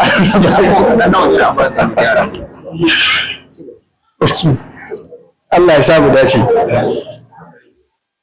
To ya zama tu kafin a yi aure, bayan an yi aure haƙƙi na farko ka kiyaye dokokinta da Allah, kai haƙƙinka ka kiyaye dokokinka da Allah. Wato yanzu zunubai sun yi yawa, zaharar fasadu fil barri wal bahr, ko ina zunubai, mutane sai kai ta mamaki kamar ba a san Allah ba. Daidai gwargwadon zunubin al'umma, daidai gwargwadon wanda Allah yake jarabta su. Annabi Musa ya ce Allah me daga cikin alamomin ka fushi da al'umma, ya ce daga cikin alamomin na fushi da al'umma kaga ana ta roƙo na ban karɓa ba. Yanzu al'umma tana cikin fama da yanayi na buƙatu da matsaloli da yawa, mai aure ya koka, mara aure ya koka, mai ƴaƴa ya koka, mara ƴaƴa ya koka, mai kuɗi ya koka, talaka ya koka, ina daɗin yake shi? Babu jin daɗi duka, dalilin zunubai sun ma al'umma yawa. Amma in ka ji tsoron Allah, duk wanda aka rayu duk bala'in da aka shiga, in dai kai kana tsoron Allah, to wallahi Allah da kai ne ce za mu rayar da kai rayuwa ta jin daɗi. Man amila salihan min zakarin aw unsa falanuhyiyannahu hayatan tayyiba. Duk wanda kai rayuwa wallahi kai na kure to falanuhyiyannahu hayatan tayyiba. Shi kuma ce wa man a'rada an dhikri fa inna lahu ma'ishatan banka, yace kuma duk da haka wani ashubuhu yawmal qiyamati a'ma. Da me matsalar shi ne ma'asharatan ya ama, yace dalilin da me yasa ka ta da ni makaho, yace kai kuma can da kana duniya muna da abubuwan da muka kama lokacin baka kallon su, al'ummar mu ce yau ba sa kallon abubuwan Allah subhanahu wataala, shi yasa auren mu yayi wahala. Yanzu a zo aure malam, aure guda a yi abubuwan da ka rance da Allah ba a san Allah ba, tun farkon auren har ƙarshe ba za a san Allah ciki ba, tun nan haƙoƙan auren an rubuta su. Amma malam aure za a yi yau, kowa ka sa a ranka aure za a yi, dai ba an fi ƙarfin ka ba, saboda in ka tada ka fitina wallahi gidansu ba za su ɗauki bala'in ka ba. Duk wanda kake jin kanka ahlus sunna, akwai in ka tashi aure su to su abin nan ba su yarda da irin haka ba, dole za ka haƙura da wasu abubuwa. Amma haƙoƙa a yi ƙoƙarin da za ka kiyaye 100% sai an cika musulunci ciki. Allah ya sa mu dace. Bayan nan kuma da gaske haƙoƙan duk da a gurguje ya kawo cewa ka nemi maskanin wasa, bayan kana da maskanin wasa sannan kana da isasshen abin da zaka ciyar da 'yan mutane da ka ɗauko daga gidansu ka kawo gidanka. Wannan haƙoƙa ne waɗanda addini bayar, waɗanda dole wurin aure sai ka kiyaye mata su. Maskanin wasa, isasshen wuri ka tanadan mata. Watan da gaske abin da ka rubuta auren mu na Hausawa yau, in ka auna zaka ga akwai dangi ko na mata ko namiji, ka ɗauko ta gidansu ka kawo ta cikin ƙanninka ko cikin yanninka ko cikin mahaifanka ko cikin 'yan matan sauri da aka cewa. Wannan na sa ita budurwa ce, yarinya ce, kanta kwance yake. Shi yasa da ka ga wani kwancewar ka budurwa ka wuro, shekara 15 17 18 har 22 budurwa shekanta kwance shi, to in ka haɗa ta da dattijawa zaman lafiya zai wahala. Amma maskanin wasa daga kai sai ta cikin gida nesa da ku da mutane ba shi da yawa, ko da ana wuri guda amma kowa da gidan shi, annan kana da isasshen abinci yadda ita, saboda ka'ida ne manzo Allah sallallahu alaihi wasallam mafi alkhairin ku khairukum bi ahli, sannan mafi alkhairin sadakar da ɗayan ku zai bada shine abin da ya ɗauko wanda ya ciyar da iyalin shi da shi. Ana buƙatar ka ciyar da iyalinka wadataccen abin da ya kamata. Daga nan kuma malam ya kawo hanyoyin da za ka bi na tarbiyya. Akwai tarbiyya wadda a jinsiya, wadda ita ta jiki ce, akwai tarbiyya wadda ita ta hali ne za ka ma yaronka. To ya danganta daga cikin su duka, amma ɓangaren tarbiyyar ciyar wannan da kuka gani da yawa suna barin 'ya'ya mata da ciyar da 'ya'yansu. Wannan na da gaskiyar abin da ya asara tarbiyya, don mafi yawancin gidajenmu na yau yara ba su jin magana uba sai dai magana uwa. Matsalar uwar ce ke ɗaukar nauyinsu, uban shi kawai da ya haifa kamar brolas ne saki kawai zai, ba ruwansu kamar ya haifa awaki ne saki kawai za a yi. 'Ya'yanmu na yau da yawa haka ake tarbiyyarsu, amma yaron ka in kana ɗaukar nauyinsu wala zai ji magana ka, amma ba ka ɗaukar nauyin shi ke ɗaukar nauyin cikin shi, ga ce ta yi masa da'a ka kora shi tun yana ɗan yaro ya hauka sai da neman kuɗi, ya za ka magana ya jika ba zai saurari tarbiyyar ka ba fa. Amma ni ke ɗaukar nauyin abuna har ka girma, wala malam duk bala'in mutum ya ga uban shi ke ɗaukar nauyin shi sai ya girmama shi. Amma ni matsalar mu Hausawa yanzu sun rasa wannan tarbiyya, mata ke ciyar da 'ya'ya gida ya mafi yawanci. Ya kamata in dai Allah ya baka dama ka kai wasa dama ciyar da iyalinka, ka cika ka'ida, sannan duk abin da ka kawo gidan nan matsayin sadaka yake zaka samu ladanci shi da kai. Sannan wannan yace abin da nake bukata yace duk wanda ka gani nan yana son ya aure ka uzurruka da yawa iyali sai ce to ka je ka kawo mun duk garin nan duk wanda ka san cewa arzikin shi hannun shi kika duka dauko shi ba hannun Allah yake ba. Malam kawai kai aure Allah ke daukar nauyin komai, amma kana da sana'a. Allah ya ce da kai aure babu sana'a kama a baka tasha ba mutane. Ba ka gane kuranka. Yanzu za ka yi aure gaskiya kar robobi na gaurantaka ya haukata ka yi aure ba sana'a. Allah sai ka gane kuranka. Dan duk mai son ya gane ka zindiri in ji Bahaushe sai ya ga ka. Allah ya sa guda ce. Daga cikin haƙoƙan da za ka kiyaye bayan ka ɗauki nauyin addinin ka ka ciyaye, duk ta taka doka ka taka ta, doka Allah ta taka. Wato ba ƙaramin abu ka sa a ce ai saki ba. Akwai hadisi duk da bai inganta ba, an ce yana cikin da'iful jami, ya kawo cewa ya kai saki sai al'arshi ya girgiza, hadisi bai inganta ba. Amma da gaske girman da saki yake da shi ka auna ka ga saki wanda yake da girma. Amma duk da haka haƙƙin Allah yana da gaskin dalilan da in mace ta taka aka ce ka sake ta kafan. Akwai haƙƙin da in ta taka ba ma sai ka saki ba, addini ya raba auren.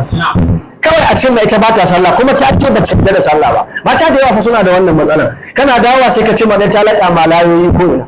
Wurin bincike ka gano ƙasar filan ka laya ko ina laya ta fi 10. Amma ku fara ganin ko ba a shiga kai auren an raba shi ba, wani za ku fara yi saboda ta yi da duka ta bar addinin musulunci. Saboda haƙƙi wanda yake mace ana ciyaye haƙƙinta da Allah, ka taimaka mata ta shiga aljanna kai ba ka shiga.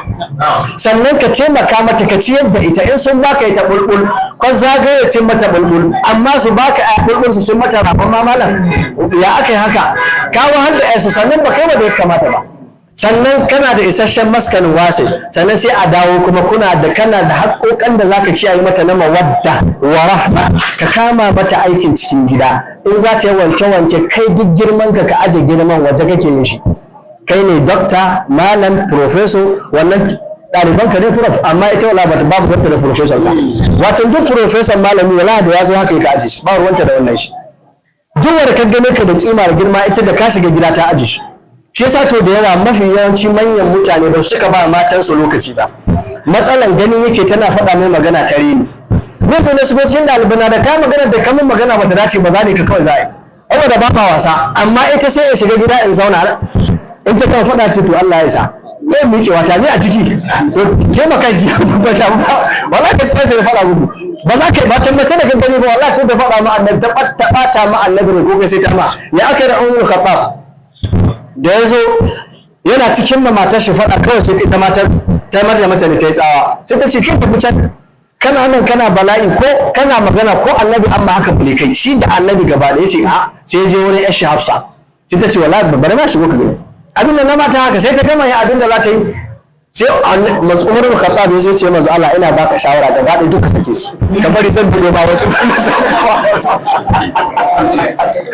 asabu talaka kunna ayyuduna azwajan khairan min kunna muslimatin mu'minatin qanitatin ta'ibatin abidatin sa'iatin zaibatin wa abkara sai da jero su duka ce to akwai in ka sake ku to zai aure mashi mu'minatin qanitatin ta'ibatin abidatin malai Allah ya baka mace mai wannan ai kai ka gama wallahi sai dai ka jira lahira kawai shi yasa ce to ai in kafin da amma aure kawai ka cika nisfu din rabin addinin ka ya cika saura kuma ka bi lahira da su auren da zaka yi saboda nan ne zaka samu mafi girman ni'ima da sanin daraja ta dan adam dan zaka san yaya take ka kama mata wurin wanke wurin wanci aikin gida dan Allah wasu suna ganin an aura musu mace dan bauta ne ba bauta aka aura ma mace kasa ta ba tsakani da Allah akwai aikin da in ya mata yawa kai gida kawai ka sa fura ka rufe in ka rufe ya akai da Usaimin ya akai da Albani duk ɗaliban su ɗaya daga cikin ɗaliban su ce shi yana jin kun ya cimma malam waya kama matar shi wanke ana wanke za ta ne wanda girman shi yake jirin Albani wanda girman shi yake amma mun kuma yanzu girman ka kai gaye kawai kai baka san komai ba iyaka ka zo gida kawai ka ci shi ta in tallafi ka mata fada shi gida sai kwanci aure kawai ka dauka baka bata lokaci ko labari baka bata lokaci ka rage mata kiba ka bata lokaci ka dauke mata abubuwan da aka rayuwarta saboda tana da jama'a tana da kakkamanta kafin ka aure ta fa ka ɗauko ta tana zuwa boko islamiyya ka ɗauko ta tana zuwa gidan ƙawaye bata tambi kowa ba ka kawo ta gida kare ba ta rega ko garka sannan da ka aje wata ko babban waya ba ta da ka batta da ƙaramar waya ba ta chatting ba ta kallo ba ta komai baka ba ta littafi ba balle ta yi karatu amma haka zaka fita ka batta gidan nan zaune ka dawo ta dafa ma abinci malam ta gyara ma ga fanka ga iska sannan amma magana mai daɗi ka ci abinci malam wannan ba daɗin aure bane ka samu amma kai me yasa ba za a dinga tausaya ma mata gidajen su bai wallahi mata in ka je wata in ta kira tana da aure tana kuka tana bayanin ga matsalar ta da mijinta yana cutar da rayuwarta kuma aure aka yi mala ranar kiyama manzo Allah ce ana khasimun nisa ni ne lauya na mata ranar kiyama duk wanda ya ci amanan mace to ranar kiyama zai tashi manzo Allah zai kwatan mata haƙƙin da ka ci mata to haƙƙin nan da ka gani ka tausasa mata ta yadda baka kai ga taure mata haƙƙi ba yanzu gidan da aka zo kwanciyar hankali duk abincin da ka ba mace in ba ta da kwanciyar hankali ba ta yi ba amma kwanciyar hankalin nan in dai akwai natsuwa yanzu misalin da zan baku mutum ne ya zo bakunta wurinka ka ɗauko ƙwai ka ɗauko kaza bankararra da ka ɗauko lemu kala 5 ko 6 ka aza da yana zaune sai ka faɗa mai baƙaƙen maganganu kace tafi can kame matattar zuciya kai komai sai an baka zai ci shi da daɗi amma da shigowar shi ka faɗa magana mai daɗi ka ba shi ruwa sha wannan ruwan sun fi rahama da ni'ima ga zuciya bisa ga wancan mai ba to mace ta fi buƙatar tausasawa kafin a yi aure kai za ka ga za ka iya sai an yi aure ga wallahi ashe buhuna an ka azama saman kai yawo da shi wahala gare don Allah duwa da aka yi a kiyaye haƙƙin tausasa mata sannan da gaske haƙƙoƙan da za a kiyaye ma mace bayan ka taimake ta ta sauke wajibai ka taimaka mata ta sauke waɗanda an nafila ita ko haka kawai mace kana cewa to gobe fa azumi za mu ɗauka dalilin azumin nan in mun ɗauka kuma za a yi isasshen abinci za ki ci daga abin kaza irin maganganu na daɗi za a tausasa mace wannan ɓangaren sannan a tausasa ma mace wurin dafuwar abinci ana rangwanta mata sosai irin wuraren nan dan suna daga shi manzon sallallahu alaihi wasallam ya ce hadisi ya kawo cewa manzon sallallahu alaihi wasallam kaida shi ta abinci yake da shi in ishtahahu akalahu wa in karihahu tarakahu shi ne kaida abinci amma wani sai ya ce ke tafi can abincin ba ya gishiri da yawa yayi kaza da yawa wannan duk tawaye mata ake ne dan Allah in dai masu aure su ƙara kiyayewa kai kuma kafin ka aure ka sani zaman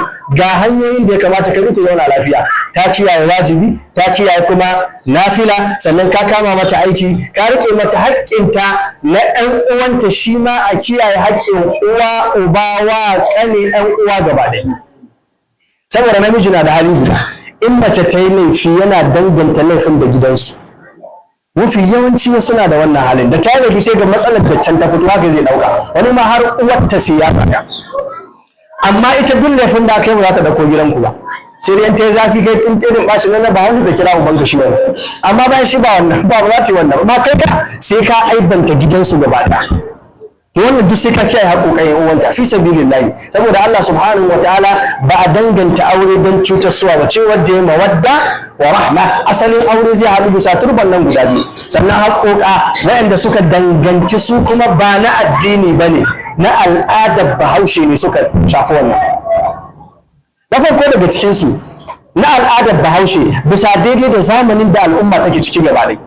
Daga cikin waɗanda suka kawo ana kiyaye mace haƙƙin da take fama da shi, wanda shi rayuwarta ta kanta ce ta dangance ta.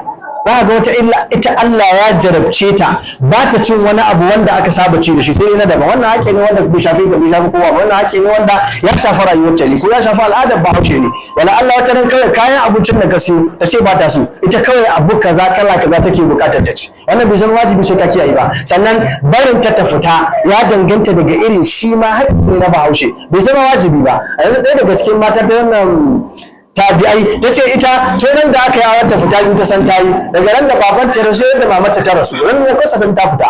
To wannan kaga al'adar Balarabe ce, amma mu Hausawa fa bisa ki sai ta fita sau ɗaya sau biyu ko sau uku. Za a yi ma wacce haihuwa, za a yi ma wacce kaza, kakka tauye mata hakki na rufe ta. Addini bai ce sai ka bari ba, amma dan Allah a tausasa dan ka bari tana dan fita tana rage ma idanun ta kiwa. Sannan kuma ba ta isasshen lokaci na tattaunawa. Kai abokinka ne, yana da isasshen lokacin zama da kai kulabarta, to haka matarka ka ba ta minti 20 ko 30 ka shiga gida ku yi labari, ka ɗauko mata abubuwan duniya da yawa. Shi yasa wasu suka ce daga cikin ƙa'idoji wani ɗaya daga cikin malamai ce ka fi matarka abu uku, tafi ka abu uku, ku haɗu abu uku. Daga cikin abin da za ta fita, daga cikin abin da za ka fita, ka fita yawon duniya, ka fita sanin yaya duniya take ciki. Amma kana zaune kawai da wa'in kamar bayan dusa, duk labarin da ta dauko baka san shi ba, ba za ta ji daɗin tattaunawa da kai ta san me matsalar ka san me matsalar ta ba. Aisha radiyallahu anha ta ce manzo Allah in yana labari da mu zai zauna a ta wasa da dariya, amma da an kira sallah zai miƙe ka annahu la ya'rif minna ahadu, zai miƙe kamar bai san kowa ba. Amma in ana wurin fa zai ta wasa da mu da dariya ana tattaunawa. Mu Hausawa mun rasa alaƙar tsakanin matashi da uban shi. Da wuya ka ga matashi da uban shi ana mugama, wallahi da haɗu maciji da mutum ne ake, ba a haɗuwa wuri da an haɗu faɗa ne kawai da tara. Da yawa haka ma mun sai dai mace Allah ya sa mu dace kawai, amma mafi yawanci ba sa ba ƴaƴa damar zama a labarta. Yara na son irin wannan, matarka na buƙatar lokacin ka ta tattauna tare da kai, amma labaran da za ku yi ebe mata kewar zama gidan da kamar talatin.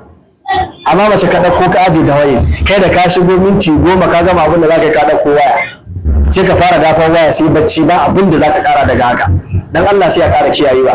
Daga ƙarshe kuma manzo Allah sallallahu alaihi wasallam da gaskiya abin da ya kace mafi alkhairin ku shine wanda abin da za ka kawo ma iyalin ka su ci shine mafi alkhairin sadakar da za ka fitar.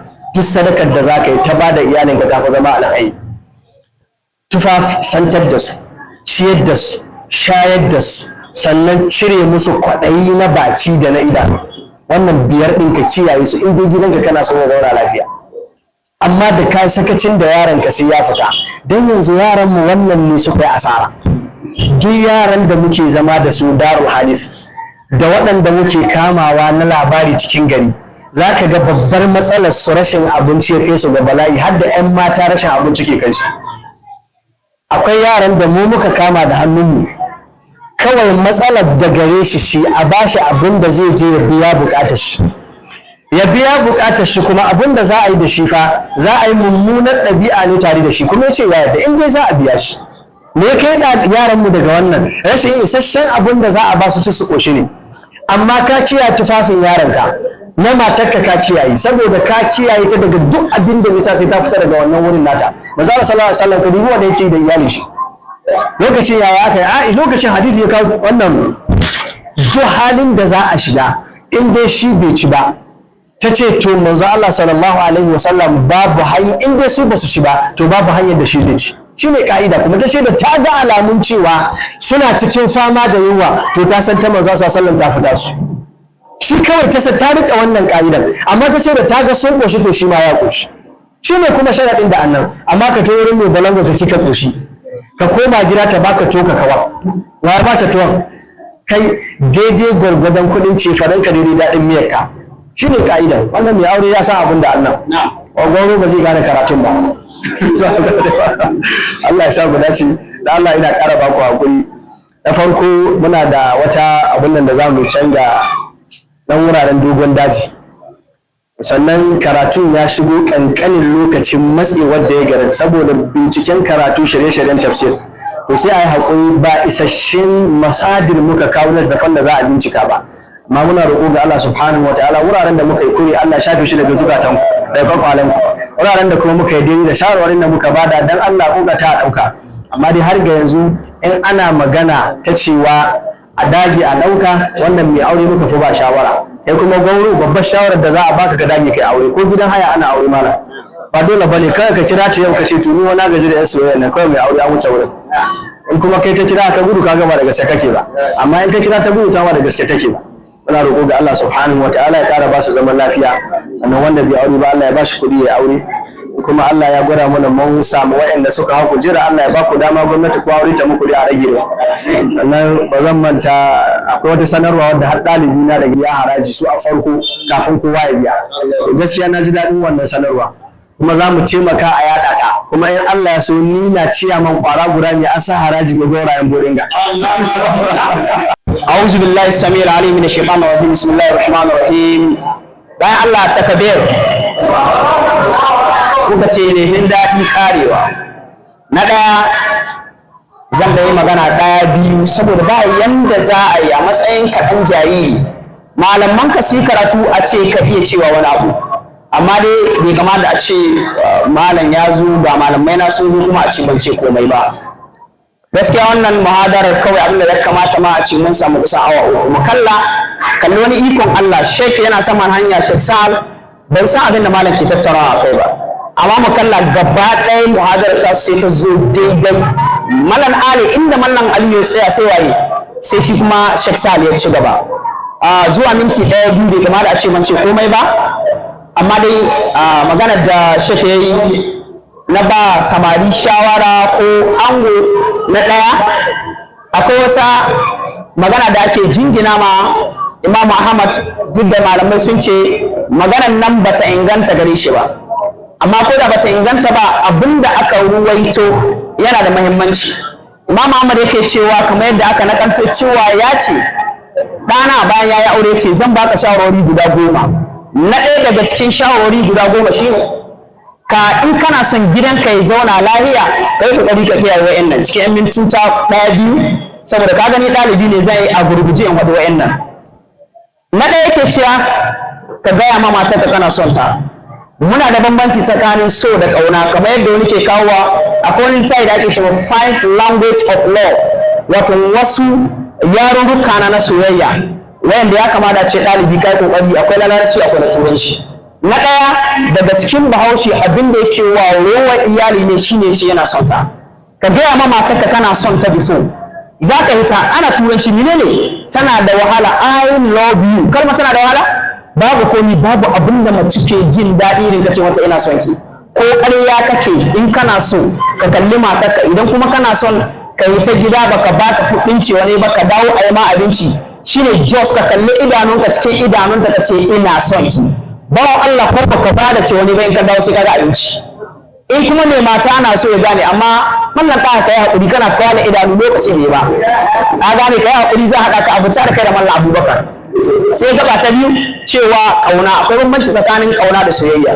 Ita kauna kamar yadda aka kawo wani cikin wancan littafin cewa akwai wasu abubuwa guda 5 mun cika yawan su. Idan har ka san baka iya auren yarinya, ina malaman islamiyya, ina ustadai, idan ka san baka iya auren iyan mutane, akwai wasu abubuwa 5 kakka bari su faru. Na ɗaya kakka bari ku fara alaka. Za ka gani akan Allah assalamu alaikum ayyar ina kwana, da ka fara ganin ta fara ma irin gaisuwa kana canza murya ummu ta gaida Aisha, in ka auna baka yi auren ta kyale ta. Mala Bakar ya kokari a gaya musu. Na ɗaya kenan. Na biyu in baka yi hankali ba to za ka fara tausanta, za ka fara jin cewa to wai yanzu gaskiya in saurayinta ma ko iyayenta ana yi mata ba daidai ba, za ka ji kana tausayinta. In ba ka iya aurenta ka kyale ta, sai a shiga na 3 za ka ji kana son ta. To yanzu gaskiya saurayinta ma da annan in bai aure ta ba za ka iya kai shi kotu kana yami zaka kai yanzu ka ji kana ƙaunarta, to da ka ji kana ƙaunarta lokacin zaka cewa kana yi mai sinacin kawai, ko saba ma Allah kana yi kai sinacin domin ka anshe mai ita. Na biyar shine kawai abinda abbala'i shine zaka fara shiga abinda ake cewa ishku. Shi kenan wanda ka ji mutum ya ce yana iya fadawa rijiya idan ba ba shi auren wance ba, kuma wallahi da zaka gane bala'i ba sai ka fada rijiya, ko kuma sai an baka ita bata dace da kai ba ka zo a ce ma ka shiga gida ka ce a ku jira ne, kamar yadda sheka ya kawo ka ce duk wasu zan gida a gane ka kare biyu kana jira wallahi.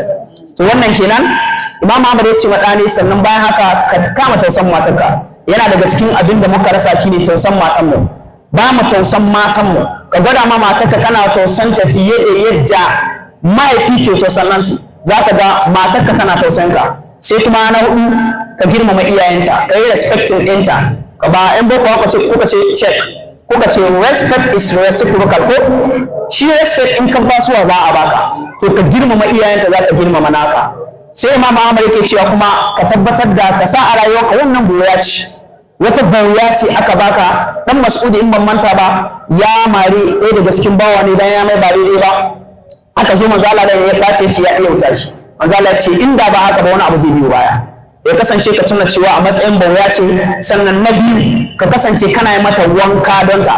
Shadda kuka jin ya ce wanda kula labu cewa ba mata sun gano cewa babu wanda ya daɗin kamawa irin ahli sunna, domin mace ka iya auren ahli sunna kaga yana share gida ne. Yes, baba Hamsa da nan suna share gidansu. Wai hakuri ban so ni ce ba, kamar yadda mallam ya ce in buga kaina. Yanzu haka ƴaƴana bidiyo yana nan sun ɗauka yana ga wayata. Haka ɗai ni ga suna share ni ce su lafata. Ni ce wanda ba za ta yi share ba. Kauna ta ni ce a su jaye. Ni sharan gida lahiya lau sun kama ɗauka ta bidiyo. Ni kamar ban gane su ba. Yes, ni da ni shara, to ya kasance kana iya wa iyalanka hidima. Gaggauce yace ka gane cewa karkatatta ce. A wada ku da ma manzo Allah ya gaya mana karkatatta ce. Zaman ta karkatatta shi zai sa ku zauna lafiya. Amma da ka ce yi nawo a matsayina comrade, babu wani comrade in kana gidin waje hake comrade, wallahi in ka shiga babu ruwa da kai. Domin ba ku san cewa mace idan tana son ka za ta bata ma rai ba. Sheikh Sahal za ta yi tunanin ga wani abu da mutum ke so. Wannan abun da kake so za ta yi nai. Sai ma ba daidai ba nan kai ɓaci, kuma tana son ka. Lokacin da budurwa tana son ka tana iya watsa ma miyau, ta yi ma tsoki, son ɗaya take kai magana, in ka yi magana ta koma gida ta yi ta kuka. So bayan Allah, bayan kusa mu tausaya musu kuma mu ji kansu. Idan mun kai haka insha Allah da mu ga wurin mu zai. Sheikh Alhaji Abdurrashid wayannan shawarwari da malam ya basuwa, Sheikh ya basuwa, muna fatan zan ci musu albasa insha Allah. Malam Aliyu za mu fara sa karatu in Allah ya so, zai zo yi muhadara nan in Allah ya so. Ɗaya kenan. Sannan na biyu akwai wata gagarumar muhadara wanda za mu yi shawara inda za a sata. Muna tunanin ko wannan masallaci ko na gidan dare ko kuma na bakin Aliyu raddi ne zuwa ga ɗan ƙalaƙato sun musassukatul kazzaba ka ce mai akwai wata gagaruma insha Allah nan gaba kaɗan. Sai gaba ta ƙarshe Sheikh ya yi magana Khadija, malam ya yi magana Khadija, matan manzon Allah sallallahu alaihi wasallam. Wai me yasa manzon Allah bai auri wata mata ba sai da Khadija ta rasu? Shi yasa zaka ga wani na cewa irin malam Salisu a ce bai ƙara mata ya ce bai da wani jini. Malam Salisu in kai bakin jini kamata akwai wanda ka son ka, dan ni shi ne samu sa'a ban da horin jini. Shi yasa mata guda da dan kyallau wanda ka san fitilar Vespa, ka san fitila guda gare ta, to ban da horin jini. Shi yasa shugaban masu horin jini na kewaye Ali Jore da Bello Mala Abubakar ai ba zan bani ba. To insha Allah Khadija sai kan ga manzo Allah sallallahu alaihi wasallam sai da ta yi aure. Bayan sai da ya rasu sannan ya ƙara mata, don me tana kyautata mai. Aisha ta ce ba wadda nake kishi da ita in ba ita ba. Alhali ta rasu kuma ba zaura. Manzo Allah, Aisha ta ce manzo Allah an maye ma da wadda take budurwa, amma manzo Allah ce wallahi Allah bai maye ni wadda ta saka Khadija ba. Domin ni lokacin da aka buje ni ta kaunace ni, lokacin da ba a sona ta so ni, lokacin da ban da kuɗi ta kaunace ni, ta ba da abinta. Shi yasa samari masu mata bai kamata matar ka kasan ta kyautata ma ba, wai kana samun wasu ƴan kuɗi ya ƙara mata mata.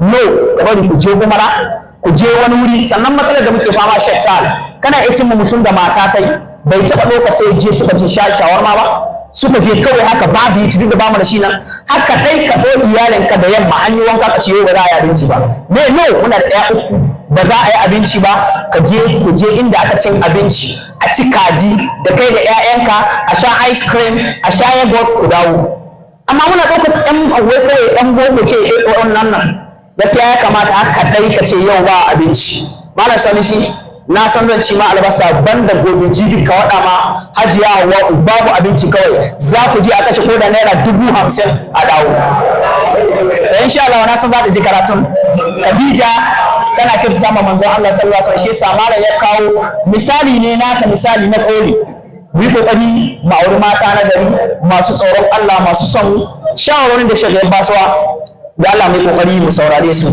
kuma muna godiya da wannan dama wallahi ɗazu malam na magana na kusa hawaye kun ga a yi kokari in kokarin sai sun shigo in bata musu lokaci duk da lalurorin da a saman kansu kun ga wannan za mu ji daɗi sabilu sunna suna godiya da wannan karamci da an kai sannan kuma insha Allah magana ta ƙarshe mu ma wannan makaranta ta mu foundation na sabilu sunna daga wata ka'ida da muka ɗauko ma kanmu in Allah ya gwada muna mun gina makaranta shek abin da za mu yi duk samari za a yi musu aji zai kana da naka aji za a wa samari duk saurayin da zai aure sai an gaya mai wacce mace kamata ka aura sannan akwai ajin wa'anda su riga sun nema sai a ba su shawara ya da ai kai combating ɗinta zuwa ga ta zama matar da ya kamata ka aura aji na ƙarshe shine ajin wa'anda sun yi aure kuma ana samun matsala iya gaskiyar mu kuma mu in za mu daura ma aure in baka kawo certificate na an yi ma karatu na aure gabanin kai aure ba ba za mu daura auren nan ba kuma wannan insha Allah da gaske muke yi muna son mu yi wannan domin mu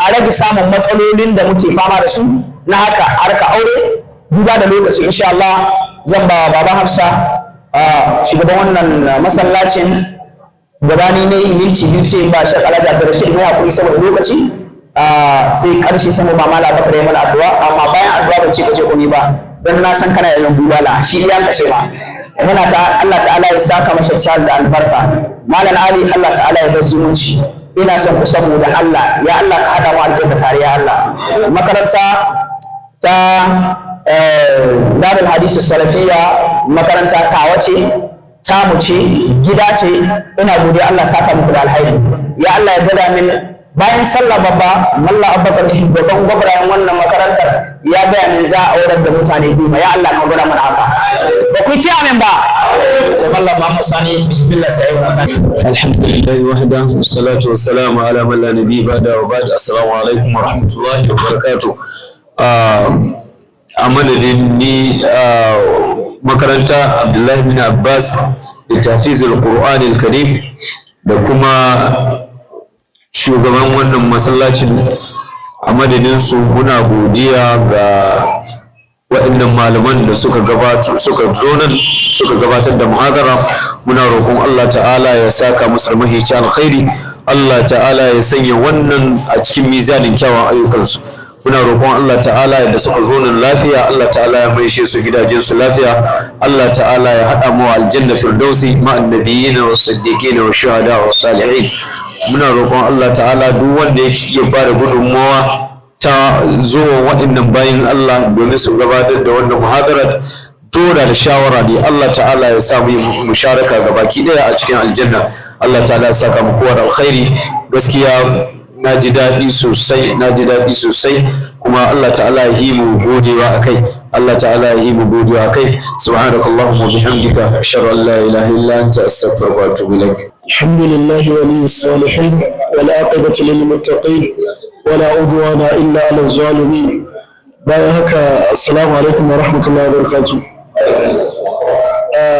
a gaskiyar magana muna farin ciki sosai dangane da wannan muhadara da aka shirya don haka muna godiya ga Allah madaukakin sarki da ya gwada mana wannan rana mai tarin albarka muna godiya sosai a wurin Allah madaukakin sarki abu na biyu kuma malaman da suka gabatar da muhadara Allah ta'ala da iko ne ya mai da su gidajen su lafiya wayanda suka taka iyakan nasu kokari dangane da abin da shayi wannan muhadara muna godiya sosai kama daga malam Hashim har zuwa malam Abubakar har zuwa malam Muhammad Sani muna godiya sosai kuma inda aka gayyato suka zo domin su saurari abubuwan da malamai suka tattauna muna godiya sosai. Ɗan midiya ma da suka bayar da tasu gudunmawa muna godiya sosai. Allah ta'ala madaukakin sarki ya saka musu da alheri kuma muna fata Allah ta'ala ya bai da kowa gidajen shi lafiya. Assalamu alaikum wa rahmatullah. Insha Allah Malam Sani ya riga ya addu'a abin da zan cewa dai gwagwaye Allah ta'ala shi gwada mana shekara mai zuwa an zo a yi musu tasu walima. Allah ta'ala Mallam Hashimu shugaban masu meke da suna masoya ko Allah ta'ala shi gwada mana. Shi yadda matasa da yan mata ko